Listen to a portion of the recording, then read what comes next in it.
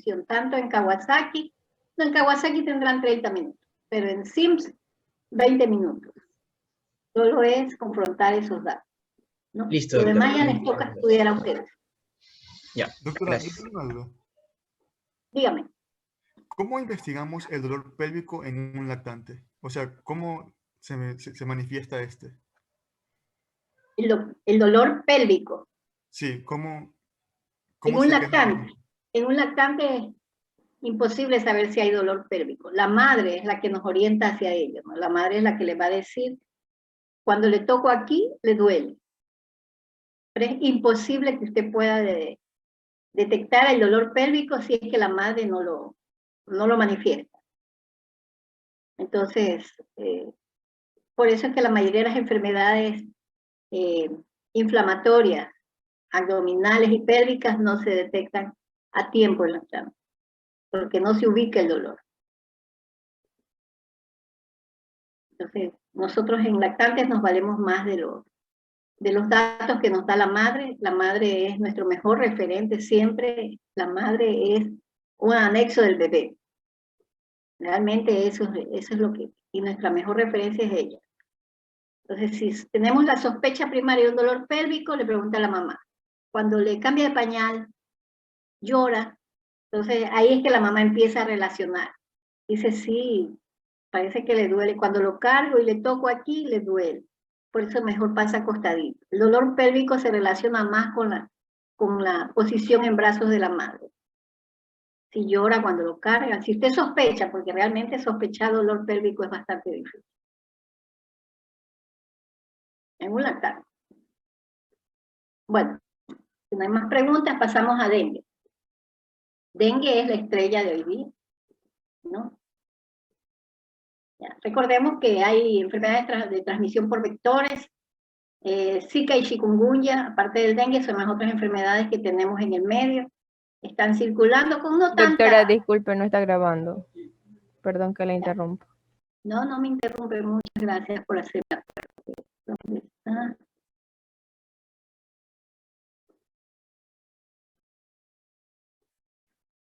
Reanudar grabación. Ya. Ahí está grabando. Sí, doctora. Muy bien.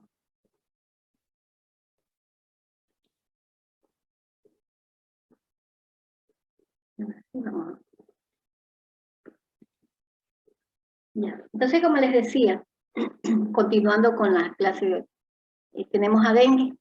Dengue es una de las patologías prevalentes de nuestra población pediátrica y actualmente, junto con el COVID, tenemos bastante morbilidad con respecto al dengue.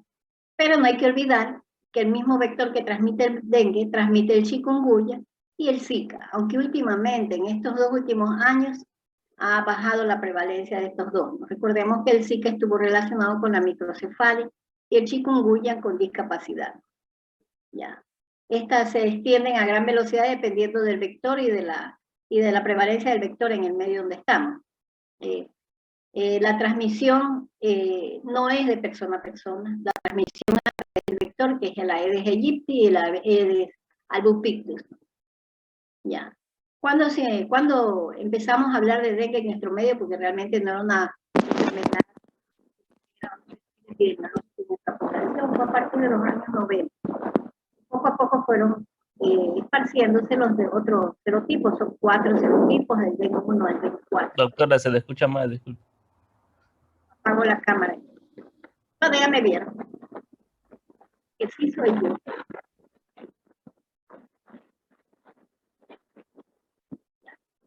Bueno, como les decía... Sigue con el mismo problema, doctora. Disculpe que le interrumpa. Es del audio. O el cablecito.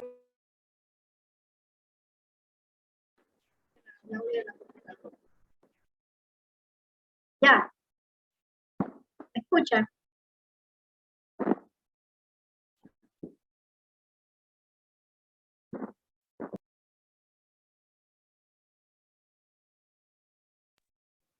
Ahora sí me escuchan.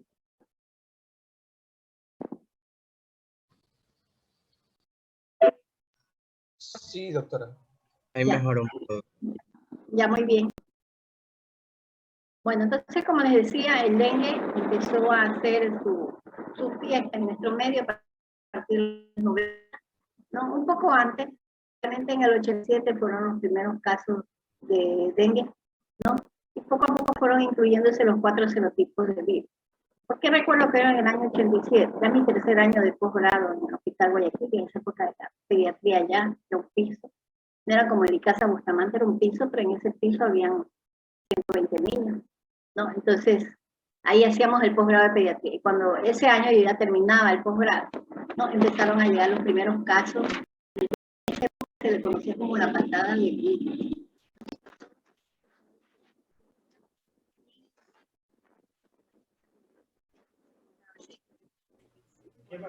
Doctora, no se le Doctora, escucha ¿podría bien. repetir? Se le ha ido el audio, doctora.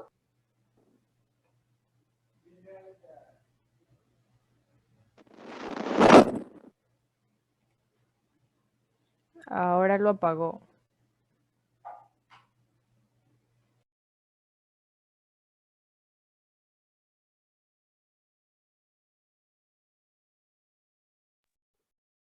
¿Me escuchan ahí? Sí, Ahí doctora, ahí sí, sí se doctor. escucha. Ya, lo que pasa es que se ha activado un micrófono anexo y no es micrófono. Bueno, como les decía, en el año 90 y realmente fue en el 87 que se vieron los primeros casos, y en esa época se le conocía como la patada de burro.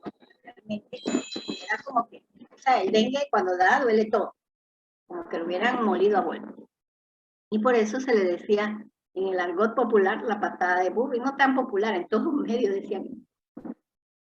Ya, a partir del 2014 apareció el chikungunya en nuestro medio, ¿no?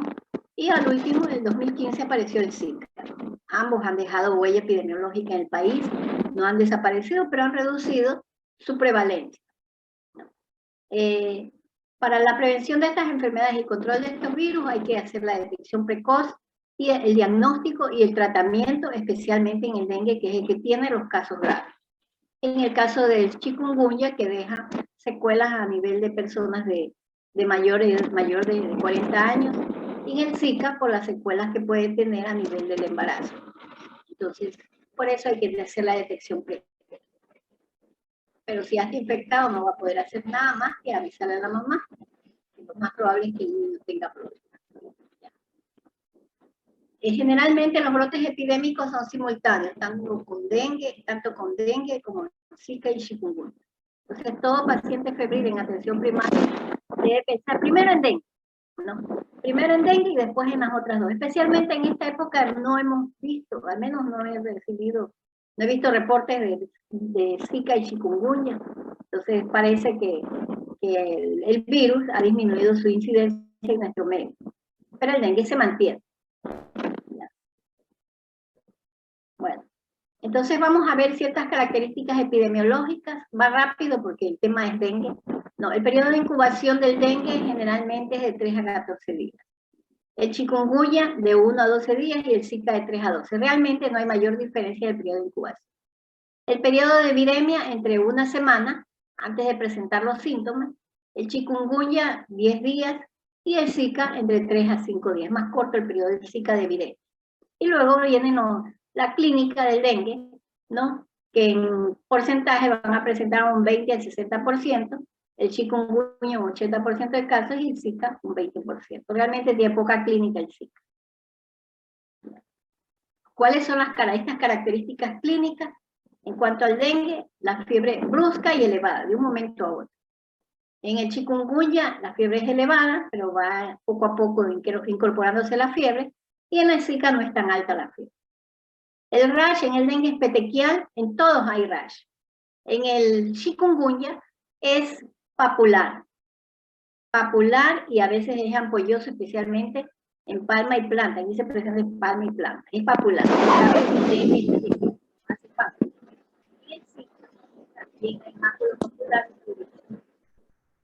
Tiene un problema con el audio, doctora, no se Doctora. escucha bien. De nuevo le volvió el Doctora, problema. se le escucha entrecortado y con estática.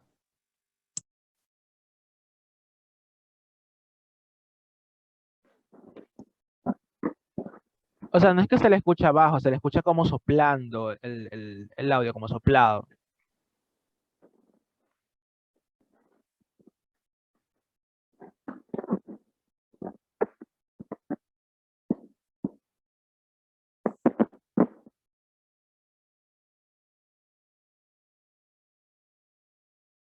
Voy a configurar el audio.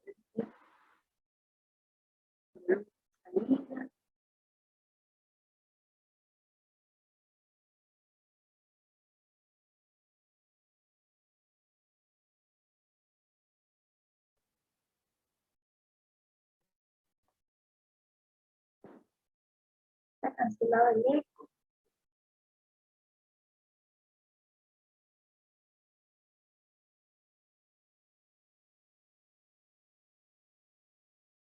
Sí, es la molestia del audio. No, ahí ya se Ahorita no. escucha mejor. Deje bajarle un poquito. Entonces la estática del volumen, de todo, de subir el volumen. Bueno, como les decía, la conjuntivitis en el dengue es rara, ¿no? Y en chikungunya tampoco hay conjuntivitis, pero en el Zika sí, esa es la característica del Zika. Fiebre, rash y conjuntivitis, pero es una conjuntivitis aséptica, ¿no? Bilateral, no purulenta. Artralgias van a estar presentes en todas, pero el chikungunya le pide caminar encorvado, no es jorobado, encorvado. Ya. Otros síntomas, en el caso del dengue hay la cefalea que es llamativa, el dolor ocular, postración, puede haber complicaciones, ¿no? ya vamos a verlas. En el chikungunya son raros los otros síntomas, solo más es las artralgias severas, con el encorvamiento, y en el Zika, mialgia, el dolor retroorbitario, no hay mayor cosa. Realmente el que nos interesa es el dengue por las complicaciones, pero igual este dengue hay que hacer diagnóstico diferencial con otras enfermedades como malaria, fiebre tifoidea, leptospira y prima infección del VIH. Pero no olvidar que dentro de los tres diagnósticos, el que más nos interesa descartar inicialmente es el dengue por la fase crítica. Y vamos ya a entrar directamente al dengue. Ya hablamos que es causada por el virus dengue, del género Flavivirus, ¿no? Pertenece al grupo de los arbovirus y es transmitido por artrópodos. Es un virus de RNA, ¿no? Tiene los 4 serotipos, o sea, y aquí lo más interesante, arbovirus, DEN 1 al DEN 4 son los virus de dengue, los serotipos que tenemos. Ya. La infección o la inmunidad ante un serotipo no es cruzada, chicos. No es cruzada, incluso predispone a mayor gravedad de las siguientes infecciones. No es como en el herpes. Si tiene herpes labial, tiene cierta inmunidad al herpes genital, al tipo 2. Entonces, pero en el caso del dengue, no hay inmunidad cruzada, más bien predispone a mayor gravedad en los siguientes serotipos. Por eso es que cuando tiene primero una infección y luego viene la otra, aparecen las formas graves de la enfermedad. Ya. En varios países van a circular todos los serotipos. En nuestro país circulan casi todos los serotipos, principalmente el 1 y el 2. La transmisión, voy a poner en presentación, la transmisión es a través del vector que ya mencionamos. En el caso del dengue, el Aedes aegypti y el Aedes albopictus. La que transmite es la hembra, pica durante el día, es decir, las picaduras de mosquitos durante el día son las transmisoras de dengue. Los de la noche son el Anopheles, ¿no? La especie Anopheles, y transmite el paludismo. Entonces, si tuvo las picaduras durante el día o el amanecer, lo más probable es que sea dengue. Ya sabemos la incubación es de 8 a 12 días y la incubación en el mosquito. Y en el paciente, después de 5 a 7 días de iniciada la infección, empiezan los síntomas. Y tenemos las 3 fases de la enfermedad. El dengue tiene 3 fases, la fase febril, la fase crítica y la fase de recuperación. Yo creo que eso lo vieron en infectología. Pero la fase febril siempre es súbita y la fiebre es muy alta, muy, muy alta. Generalmente dura entre 2 a 7 días, en promedio de 3 días. En promedio de 3 días. No, lo más frecuente es de 3 días. Suele acompañarse de eritema, dolor corporal, mialgias, artralgias, dolor retroocular, cefalea, esos son los síntomas acompañantes más frecuentes, y pueden acompañarse también de lesiones hemorrágicas menores, petequias y equimosis en pie. Ya. Después que los pacientes mejoran de la fase febril, pasan a la fase crítica, ¿no? Si no hay ningún signo, sin signos de alarma, ¿no? La fase crítica es de un dengue sin signos de alarma, ¿no? Y si tienen en la fase crítica deshidratación, signos de alarma, ya se llama dengue con signos de alarma. En la fase febril puede haber deshidratación, por eso es que el chico tiene que administrarse el líquido, decirle a la mamá que le aumente la cantidad de líquido, ¿no? Puede ser que la fiebre le cause convulsiones, especialmente en los chicos que tienen convulsiones febriles, no en todos, en los chicos que tienen predisposición a presentar convulsiones. Entonces son los dos problemas que se pueden presentar en la fase febril y de ahí no pasa. Entonces con el control de la fiebre y el control de la hidratación puede pasar una fase febril sin mayores consecuencias. Pero el hecho de que lo haga, que usted trate bien al chico, lo hidrate bien y le dé el antitérmico, eso no lo excluye de llegar a la fase crítica con complicación. Entonces tenemos un dengue grave con signos de alarma. ¿Qué pasa en la fase crítica? La temperatura desciende, ¿no? A 37,5 y a veces menos de 36, ¿no? Por lo menos se mantiene por debajo de la temperatura que tenía previamente, ¿no? Y en este momento en que baja la temperatura, los capilares se hacen más permeables, entonces puede incrementarse esa permeabilidad capilar, ¿no? Y empieza a secuestrar líquido. Puede secuestrar líquido, no en todos los casos, en pocos casos puede empezar a secuestrar líquido, a salir el líquido del capilar, ¿no? Y los niveles de hematocrito lógicamente se van a incrementar por hemocconcentración, es que se está perdiendo el líquido del capilar, se va secuestrando. Y esto indica el inicio de la fase crítica. No todos los pacientes pasan por esta fase. Se llama fase crítica porque todavía no se puede hablar de mejoría y en cualquier momento el paciente puede presentar signos de alarma. Entonces cuando la fiebre cae, especialmente por debajo de 36, van a presentar estos signos que les mencioné y el caso se llama dengue con signos de alarma. Estos signos de alarma pueden ser progresivos y llevar a la fase de dengue grave, ¿no? Con choque por extravasación de plasma, hemorragias graves y compromiso serio de órganos. Entonces esto se llama dengue grave. Ya vamos a ver la clasificación del dengue. Es en la fase crítica donde usted puede presentar el dengue con signos de alarma o evolucionar hacia dengue grave. ¿Cuáles son estos signos de alarma del dengue? Entonces aquí tenemos el más importante y que no pueden olvidar jamás. Niño que baja la fiebre del dengue y presenta dolor abdominal intenso y continuo, eso es un signo de alarma que los tiene que hacer correr. Ese niño tiene que ingresar. Si encima tiene vómitos persistentes, trastornos del sensor y más allá sangrado de mucosa, muy llamativo, son petecias, equimos, leve sangrado de las encías o de la nariz y una hepatomegalia mayor a 2 centímetros, seguimos hablando de dengue con signos de alarma. Aparte podemos tener un derrame pericárdico, derrame pleural o una derrame peritoneal. A nivel de clínica vamos a detectar los signos palpatorios y auscultatorios de la presencia de líquido, de derrame seroso en esos espacios virtuales que se vuelven reales por la presencia de líquido secuestrado. Clínicamente lo va a detectar, usted puede pedir imágenes, una ecografía de abdomen o una ecografía de tórax o una radiografía de tórax donde va a detectar la presencia del derrame. A nivel del laboratorio clínico, del laboratorio bioquímico, vamos a encontrar hipoalbuminemia. Pero aún así, el paciente sigue siendo dengue con signos de alarma.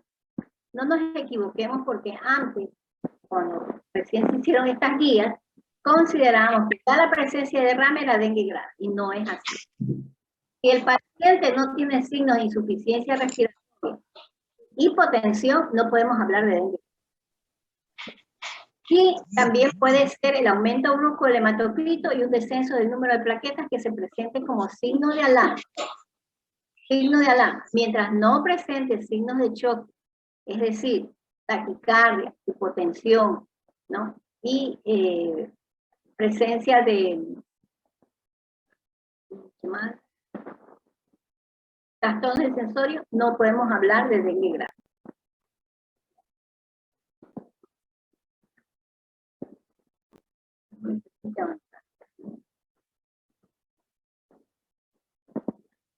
Y tenemos la siguiente en fase crítica, y tenemos la tercera fase de la enfermedad, que es la fase de recuperación. Cuando el paciente sobrevive, eso es drástico lo que dice aquí, ¿no? A la fase crítica, que dura aproximadamente entre 48 y 72 horas, va a pasar a la fase de recuperación. En esta fase, el paciente va a estar mejor, va a recuperar el apetito, se va a mejorar el estado hemodinámico, ¿no? El paciente, el niño va a orinar, ¿no? Va a tener problemas en la frecuencia respiratoria. Taquipnea puede presentar en la fase de recuperación cuando hemos pasado exceso de líquido. Pero preferible esto a no pasarle líquido. ¿Por qué? Porque la falta de líquido lleva al shock hipovolémico, que en ocasiones es irreversible y lleva a la muerte del paciente. Entonces nos jugamos esta hipervolemia en etapa de recuperación. Si la terapia intravenosa de fluidos ha sido excesiva o se ha extendido más allá de las 48 horas. Entonces el paciente, cuando ya recupera los líquidos que secuestrados en el intersticio, en la pleura, en el peritoneo, en el pericardio, eso va al torrente sanguíneo y va a causar signos de hipervolemia, ¿no? Con edema agudo pulmonar, pero que lo podemos controlar con el uso de diuréticos. O sea, es más controlable esto que lo contrario. Es decir, que por no pasar líquido el paciente se nos puede morir, ¿no? No podemos adivinar cuál será la terapia, y van a ver que las terapias son diferentes y es difícil tomar una decisión adecuada. Y aquí tenemos las tres fases que les decía: fase febril, fase crítica y fase de recuperación. Esta es una de las mejores diapositivas o mejores gráficas que hizo la OPS. Entonces, este es el tema de examen de ustedes. ¿Cuántos días de enfermedad tengo? ¿Cómo va la temperatura? Esa temperatura, cuando desciende, ¿con qué coincide? ¿No? ¿Cuáles son los cambios en laboratorio? ¿Y cuál es la serología que voy a tener? De acuerdo a la fase. Entonces vamos con la fase febril. La temperatura es alta. Voy a tener potenciales problemas como deshidratación. Acuérdense que también les dije las convulsiones febriles. El hematocrito se va a mantener normal, ¿no? Va a estar, el hematocrito es de abajo. Va a estar normal en la fase inicial, y las plaquetas también, no va a haber cambios ahí. En cambio, la viremia va a estar elevada, porque está circulando y multiplicándose el virus, va a estar bastante elevada. Pero sin embargo, la inmunidad todavía no aparece. Esto dura aproximadamente 3 días. Es decir, el diagnóstico serológico de la presencia de dengue es posible detectando IgM, IgG. No. ¿Sí o no? En los 3 primeros días no. No. Durante la fase febril yo no voy a obtener nada a nivel serológico, ¿no? Entonces va a salir negativo. Entonces aquí hay una partícula viral, porque tenemos la viremia y tenemos las pruebas directas, ¿no? De aislamiento del virus o la PCR. Esas pruebas sí son específicas y son bastante útiles en esta época, pero por el volumen de pacientes no van a gastar en una PCR. Entonces hay una partícula viral, ¿no? El NS1, que se detecta en esta fase y es bastante sensible, ¿no? Y específica.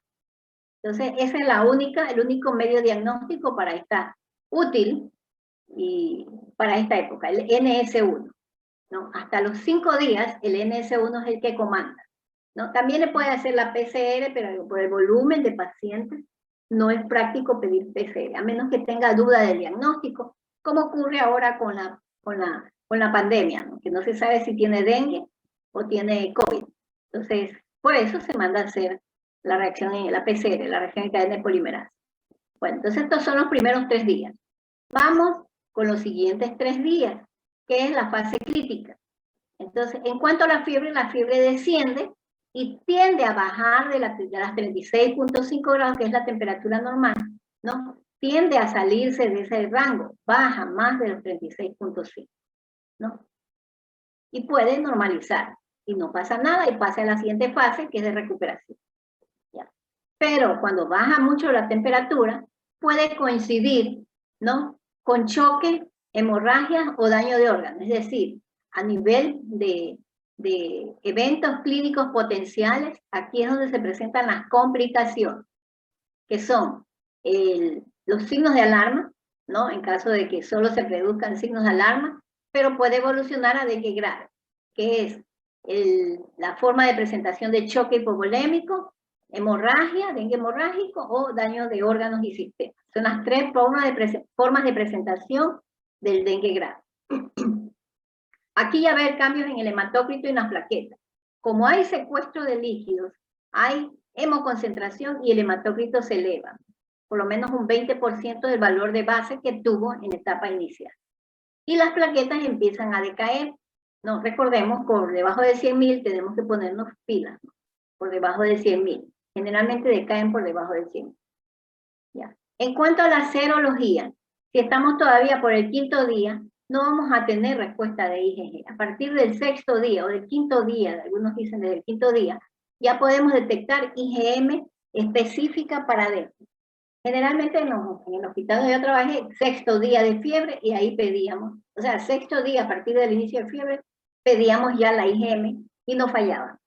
5.º día teníamos a veces no tan... Recordemos que el niño no tiene una respuesta inmunológica todavía tan madura si son pequeñitos, entonces siempre nos sesgábamos un día más. Pero la guía dice 5 días. A los 5 días ya tengo IgM suficiente para ser detectado. Ya, y luego pasamos a la fase de recuperación. Aquí, durante esta fase, ya el NS1 se puede negativizar. Y puede igual estar el virus, puede estar circulando algo, pero es difícil aislarlo, ¿no? Porque aquí ya hay la respuesta inmunológica. Y todo este daño de órganos y sistemas es inmunológico, ¿no? Es una vasculitis generalizada que se produce no por el virus, sino por la respuesta inmune. Ya. Luego pasamos a la etapa de recuperación, donde podemos ver que la temperatura está normal, pero podemos tener eventos clínicos potenciales, como la reabsorción de líquidos al torrente sanguíneo, que me puede causar una hipervolemia y hay que tratar. Se normaliza el hematócrito y las plaquetas, y se mantienen en elevación, ¿no? Hay una cero conversión de la IgM. Si estaba negativa antes, se cero convierte en esta época, en la etapa de recuperación, y se empieza a elevar la IgG. Entonces, estos son los parámetros de acuerdo a la fase. Tema de examen.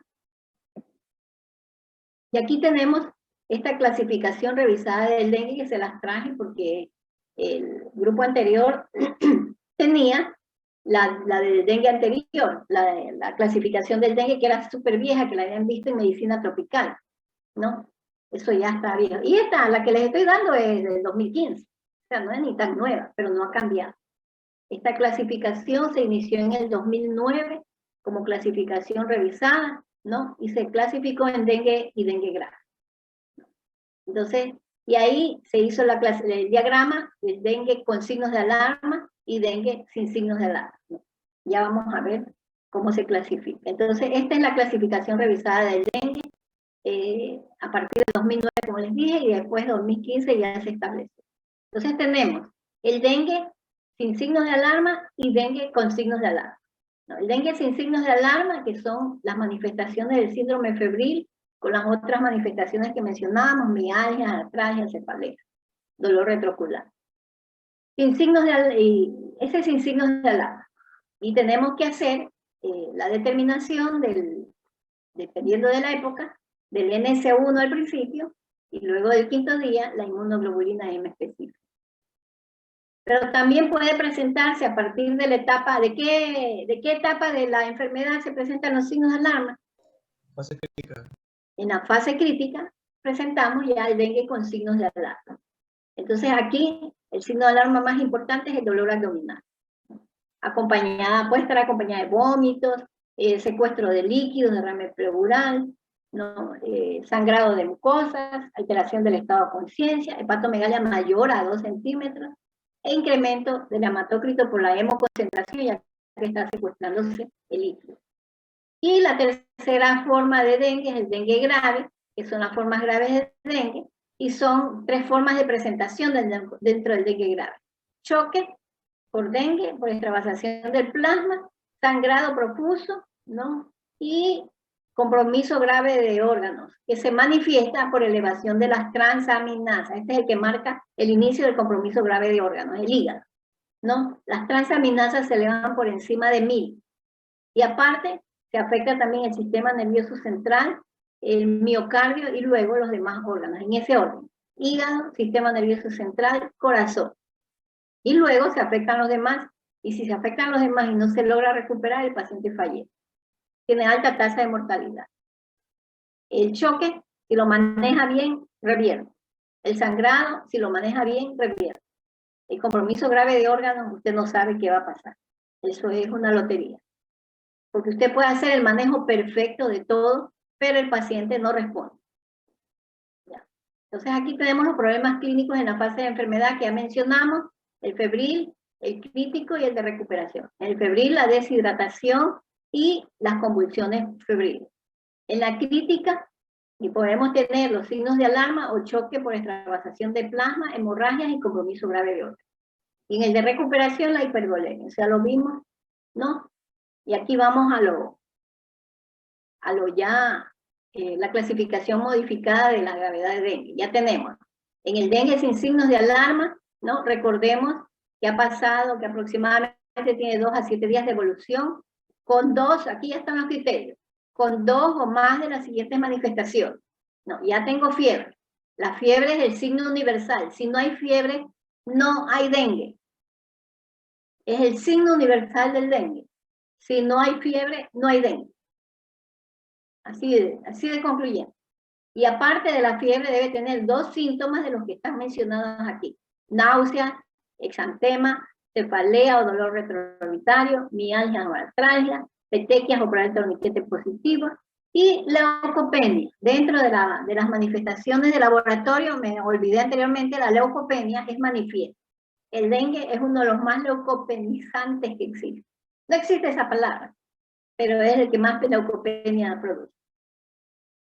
Ya, también se puede considerar un dengue sin signos de alarma en aquellos niños que que proceden de zonas de transmisión de dengue, que tiene cuadro febril sin ningún síntoma, ¿no? Y sin foco, fiebre sin foco. Fiebre sin foco, una zona endémica, hay que pensar que puede tratarse de un dengue, hay que hacer toda la investigación de dengue. No se olviden, ese criterio se los voy a tomar. Niño que procede de área endémica de dengue y tiene una fiebre sin foco, sin ningún otro síntoma, es decir, no cumple estos criterios, pero ya el criterio epidemiológico me hace pensar que podría tratarse de un dengue. Sin signos de alarma. Vamos con los signos de alarma. Dengue con, miren, DSSA, DCSA. Ya. Los signos de alarma del dengue ya los mencionamos. Entonces, paciente, ¿no?, que presentó fiebre y llegó a la siguiente etapa, que es la etapa crítica, cae la fiebre y presenta uno o más de los siguientes síntomas. Dolor abdominal, es el primer síntoma y el más frecuente. Bajó la fiebre y presentó dolor, ingrese al paciente. Dolor abdominal. Puede ser que haya vómitos, ¿no?, persistentes, o que tenga derrame, ¿no? Usted percibe que tiene un derrame pleural, derrame pericárdico, o a nivel abdominal, una ascitis, ¿no? Puede presentar sangrado de mucosas, pero leve, no tan marcado, trastornos del sensorio, letargo o irritabilidad, hipotensión postural, pero solo postural, se acuesta y la presión se mantiene, porque en el momento en que la presión cae, sistólica y diastólica, y la diferencial baja de 20, usted ya está entrando al dengue grave, ¿no? Y aumento progresivo del hematoma. Entonces, no olvidar, un síntoma de esto, más la caída de la fiebre en un niño que estaba con cuadro febril, en etapa crítica cae la fiebre y aparece un signo, usted tiene que clasificarlo o diagnosticarlo como dengue con signos de alarma. Y dengue grave, ¿no? Todo dengue llegó a la etapa crítica y tiene una o más de las siguientes manifestaciones. Choque, ¿no? Dificultad respiratoria debido a al derrame pleural, o sea, si el derrame pleural no tiene dificultad respiratoria, es signo de alarma. Si el derrame pleural tiene signos de dificultad respiratoria, en el caso que ustedes presentan, tiene choque. ¿Me expliqué? ¿Me expliqué, Pues- chicos? Puede ¿Puedo volver a repetir. repetirlo? Están dormidos. Si el chico tiene secuestro de líquido, derrame pleural, sin dificultad respiratoria, ese derrame pleural es signo de alarma. Ya. Pero si tiene derrame pleural y tiene dificultad respiratoria, por eso dice dificultad respiratoria debido a extravasación grave de plasma, ¿no? Hablamos de choque. Miren que es diferente con o sin signos de dificultad respiratoria, pero el mismo signo que es el derrame pleural. ¿Por qué es importante esto, chicos? Porque estos son los errores que cometimos cuando nosotros estábamos trabajando en el hospital y nos llegaban los pacientes con dengue a sala. Y me llegaban con derrame pleural y yo reclamaba, pues debió pasar a terapia intensiva. Y no, estos chicos no tenían dificultad respiratoria, solo tenían derrame pleural y así. Y mientras no tenga dificultad respiratoria, usted no lo puede considerar dengue grave. Eso sí, debe tratarlo. ¿Ya? Pero también puede ser que el paciente tenga pulso débil e indetectable, esté taquicárdico, esté frío, la frialdad de extremidades es lo que las enfermeras dicen, ya se chocó este paciente. Por eso el manejo tiene que ser enzimático, no ponerle una enzima, sino estar encima del paciente. Porque esto es de un momento a otro. El chico está bien, está comiendo y de pronto se queda dormido. No, dice, pero como que se decayó, se puso heladito. Ese de ponerse heladito es extremidades extremadamente frías, con un llenado capilar mayor de 2, eso le anuncia el choque, se está chocando el paciente, ¿no? Y la presión de pulso, es decir, la presión diferencial entre sistólica y diastólica es menor de 20 milímetros de mercurio. Es decir, el chico tiene 80-65, 80-70 o 70-60. Este chico tiene la presión de pulso con hipotensión en fase tardía, ¿no? Esa presión diferencial entre sistólica y diastólica menor de 20 es la que nos indica que este chico ya está en choque. Presión de pulso mayor a 20 milímetros, no, es menor a 20 milímetros de mercurio. Y la hipotensión en fase tardía. La hipotensión en fase tardía, el paciente ya no tiene buen llenado, no tiene buena circulación y eso indica el uso en ocasiones de dopaminérgico. Ya. La otra forma de presentarse, aparte del choque, es el sangrado grave, ¿no? El chico tiene hematemesis, tiene melena, si es una adolescente metrorragia, o sangrado del sistema nervioso central, que es difícil detectarlo, pero igual es necesario sospechar.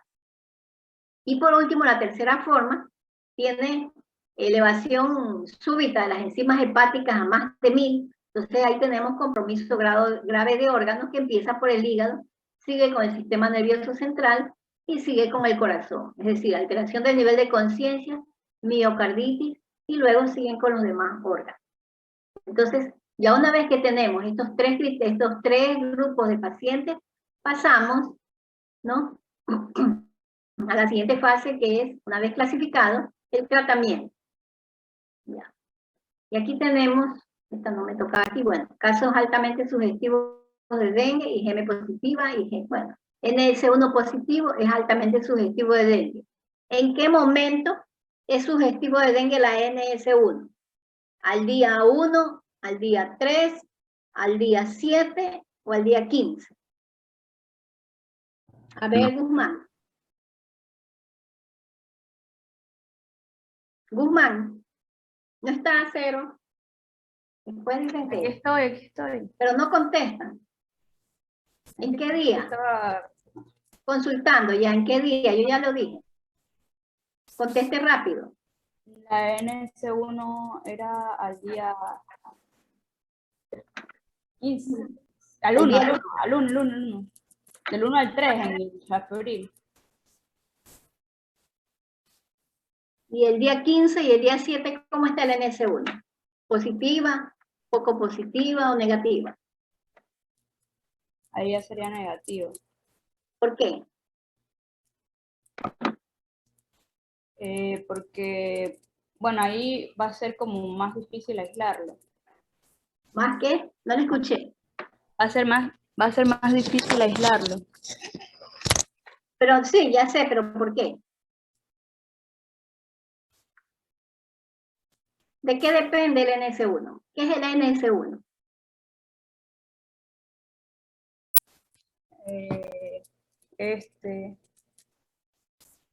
Es una, o sea, es cuando está la presencia viral. Ya, pero ¿qué? Es una presencia viral. Es una partícula viral, exactamente. Antígeno. Entonces, es antigénica. Entonces, solo estará presente mientras esté la viremia positiva, que es en los primeros 3 o 4 días. De ahí ya la viremia cae y el resto es inmunidad. Ya, muy bien. Ya. Entonces, los casos altamente sugestivos de dengue, anote el día Guzmán, ya está calificado. Ya. Entonces tenemos NS1 positiva en los primeros días y a partir del 5.º día IgM positiva según la guía. Y posteriormente ya IgG positiva, pero hablamos de positivismo cuando los niveles de anticuerpos son más de 1280.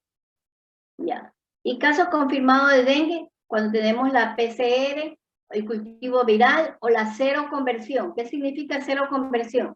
Que yo tenía una IgM negativa y luego al día 14 ya se vuelve cero positiva. O la cero conversión de anticuerpos IgG, pero a los niveles que mencionamos, 1280, por encima de 1280. La cero conversión es diagnóstico de dengue. Ya. El diagnóstico diferencial ya lo mencionamos, las otras enfermedades transmitidas por vectores, pero también hay que pensar en malaria y las exantemáticas, porque el dengue tiene exantema. Recordar que en el dengue no hay síntomas respiratorios, ¿no? Ningún síntoma respiratorio, ¿no? Y ocular es respiratorio. Entonces una fiebre con síntomas respiratorios no es dengue. Ya. En cuanto al diagnóstico de laboratorio, el anticuerpo específico, ¿no? O los antígenos, el antígeno viral o el RNA viral en suero tejido. Esos son los diagnósticos de laboratorio. Y aquí tenemos el diagnóstico neurológico, ¿no? El serológico, perdón, la inmunoglobulina M, la inmunoglobulina G, la inhibición de la hemoglutinación por medio de la inhibición de la hemoglutinación o fijación de complementos también y neutralización. Y vamos a detectar también la presencia del antígeno de proteína no estructural del dengue, que es el NS1. Ese es en cuanto al diagnóstico serológico. También podemos, en el diagnóstico de laboratorio, ir al aislamiento viral, ¿no? A través de los cultivos, la identificación viral, ¿no? Se debe identificar la cepa, ¿no? Y a través de anticuerpos monoclonales. Tenemos la PCR para detectar el ARN viral, ¿no? Y la inmunohistoquímica, determinar el antígeno viral en tejido. También tenemos las pruebas rápidas, ¿no? Que no son, el NS1 es la prueba rápida que mencionamos, son específicas para dengue, pero no son tan sensibles, son más específicas. Y las pruebas complementarias que son de los exámenes otros exámenes como en el hemograma, líquido cefalorraquídeo y exámenes de gabinete. Bueno, eso, lo que me interesa en dengue son las pruebas y los días que mencionamos. El NS1 en los primeros días, ¿no? En los días 1 a 3, y la IgM a partir del día 15, ¿no? Y la elevación de la IgG por encima de 1200. Ya. Ahora sí, vamos a este algoritmo de dengue. Esta es una mirada panorámica, ¿no? Para verlo más amplio acá. Ya. Esta es la mitad nada más, recuerden que está hasta caso no conclusivo y caso. Entonces, en el suero tenemos un caso sospechoso de dengue, es decir, tiene fiebre y 1 y 2 o más síntomas en caso de la fase febril o un solo síntoma en la fase crítica, con dolor abdominal, que es el más importante. Entonces, si tiene menos de 5 días, lo que puedo pedir es el NS1, la PCR y el aislamiento viral, los 3 datos para los primeros 5 días. No. Y puedo tener un caso confirmado o un caso no confirmado. Entonces, si está confirmado y vemos la fecha como es el NS1 o aislamiento viral, estamos en la fase febril, entonces damos tratamiento sintomático nada más. Ya vamos a ir al siguiente. Si tenemos un suero que tiene más de 5 días, ahí solicitamos la IgM y la IgG, donde podemos tener un caso probable o un caso negativo. Recuerden, el conclusivo es caso confirmado con el aislamiento viral. Si no hemos concluido, vamos a una segunda muestra de la primera muestra para aislamiento viral, ¿no? O vamos al serotipo. Recordemos que hay cuatro cepas de dengue. En el caso probable, ya a partir del 5º día, en el caso probable, le tomamos una segunda muestra y vemos si hay la seroconversión. Si hay seroconversión, del caso probable hablamos de caso confirmado, ¿no? Si sale negativo, ¿no? Es caso negativo. Pero generalmente la seroconversión o la presencia del virus, la PCR, son las que nos dan el caso confirmado. 100% de diagnóstico se hace con seroconversión. Es decir, paciente que inicialmente tenía la IgM negativa y a los 14 o 21 días posterior a la toma de la primera muestra, me hace la seroconversión, es ahí cuando tengo caso confirmado de dengue. Eso es lo que dice la OPS, la OMS, perdón. Entonces, la PCR es confirmado, pero no se utiliza en todos los casos, solo en dengue grave. Ya. En cuanto al tratamiento, es barato, pero la primera parte, ¿no? la fase febril. Es necesario la atención primaria para reducir las hospitalizaciones innecesarias y salvar la vida de los pacientes con dengue que tienen signos de alarma. Hay que notificar los casos para que las autoridades hagan un barrido y fumigación y den medidas de protección a la familia. Vigilar signos de gravedad, entrenar a los médicos, a las enfermeras en valorar esos signos de gravedad y comunicar esos signos de gravedad, los médicos y las enfermeras hacia los familiares para que también estén atentos. Recordar que no se debe usar aspirina ni ibuprofeno, no se debe utilizar ni antibióticos en el caso de sospecha de dengue. Ya, entonces aquí, una vez que usted sospechó de dengue, no tiene que ir a las categorías de intervención. Ya, y hasta ahí vamos a llegar, chicos. Las categorías de intervención es el tratamiento. Este tratamiento necesita neuronas completas. Yo creo que las de ustedes ya están medio apagadas. Bueno, en el caso de Mera Cristian, Rivadeneira y Sánchez Tapia. Sánchez Caro también participó, ¿no? Sánchez. Sí, doctora, le dije de la signo. Bueno, los que mencioné, y Vivas, Sánchez Tapia, Rivadeneira, Morales, Mera, Cuenca, ya, que son los que tuvieron problemas, van a tener otra participación. Los anteriores, si hay tiempo, les tomo otra participación. Ya, estamos claros. Todos los que tienen problemas en la primera participación seguirá participando. Serán 2, 3, 4 veces dependiendo de la participación que tengan. Los demás que no nombré, ¿no? Ya voy a ver si les voy subiendo cada día las notas para que estén tranquilos y sepan cómo va. Bueno, ya subo las calificaciones. No he movido nada desde el viernes. Recuerden que yo di una instrucción. Hasta las 6 de la tarde espero reclamos, ¿no? Ya están subidas las notas en el SIUP, pero no están públicas, todavía no está generada el acta, ¿no? Entonces, hasta las 6 no hubo ninguna más. Al día siguiente que apareció una impugnación, pero le contesté muy claro a su compañero, yo no voy a revisar las grabaciones de todo, no lo voy a hacer. Por eso, anoten el día y la hora, chicos. Y el tema, el día y el tema, para que no tengamos problemas. Bueno, dejar de compartir. Ya. El miércoles tenemos el fin de dengue y tenemos la presentación de los 2 casos. Meningitis y infección de vías urinarias. Asimismo, no sabe a quién le va a tocar, ¿no? Y a los no les toca meningitis ni infección de vías urinarias, les tocará dengue. Todos los 2 casos. Unos verán un caso y otros tendrán que sustentar el otro caso. Lógicamente, el que ya vio el miércoles no se preocupa menos del viernes, pero quién sabe si de pronto me alcanza tiempo y vuelve a revisar su caso porque también le corresponde. ¿Sí me entienden? Por ejemplo, MITE. Le tomo el miércoles infección urinaria y de pronto me sobró tiempo el viernes y le tomo también dengue. Ahí le promedio y esa es la nota que sube. Sacó 3 en infección de vías urinarias, ya no estudió dengue y le tomo dengue el viernes, saca 0, termina con 1.5. Pero tentativamente sería como que el miércoles la mitad del subgrupo y el viernes. Así es, pero no saben a quién le va a tocar. Eso no lo saben. Ya.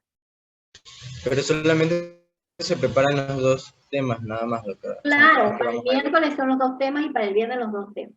Ya, Son listo. 2 semanas que vamos a trabajar así, full, ¿no? Por la cantidad de temas que son importantes. Y las otras semanas, la tercera semana, porque la cuarta semana es más seminario, la tercera semana que es nefrítico-nefrótico, en esos casos van a presentar 2 casos cada uno, ¿no? Son 2 casos de nefrítico, 2 casos de nefrótico, ¿no?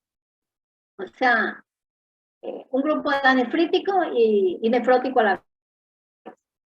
Ya, cada uno presenta un caso de cada uno y así mismo, el miércoles tocará un grupo y el viernes le tocará otro grupo. No sabemos a quién le toca, pero no se confíen a los que salieron bien el miércoles, que el viernes les puede volver a tocar y la nota les baja. Bueno, eso es todo, chicos. Ya, espero que les haya ido bien en los exámenes, aunque estoy seguro que tienen 10 en todo, menos en pediatría. Pero pediatría no es de regalo, pediatría es de aprendizaje. ¿Okay? Espero que no me odien. Yo sé que genero ese tipo de sentimientos a los estudiantes. Pero no, ya después se dan cuenta que es la exigibilidad que me piden los pacientes. Yo sí trabajé con pacientes. A mí se me murieron pacientes. Vi morir pacientes en manos de otras personas que no estaban capacitadas. Y nunca se preocuparon por aprender. Siguieron cometiendo los mismos errores. No es el que no se equivoca. El que no se equivoca es el que nunca hace nada, el vago. Ese no se equivoca nunca. Pero el que trabaja, el que se esfuerza, se equivoca. Y de esa equivocación aprende más. Y no se vuelve a equivocar, al menos en la misma circunstancia.